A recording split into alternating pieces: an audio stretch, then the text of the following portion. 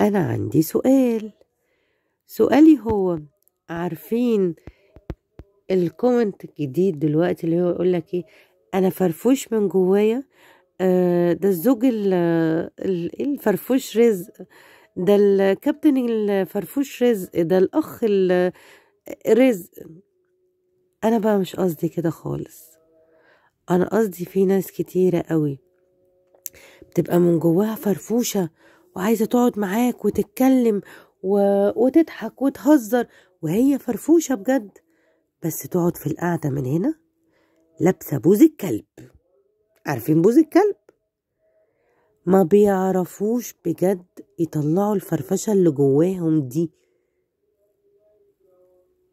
بيبقى نادرا لما تيجي تكسر حاجز ان انت يضحكوا يطلعوا، مفيش. افتكرت دوت بفيديو لسه مقابلاه، ان ليلى مراد الله يرحمها ما كانتش بتعرف تضحك. جابولها في فيلم من افلامها واحدة بتضحك، ما عرفش، ده كان زمان خجل. لكن دلوقتي بقى بينطبق على ايه؟ على الشخصية ديت.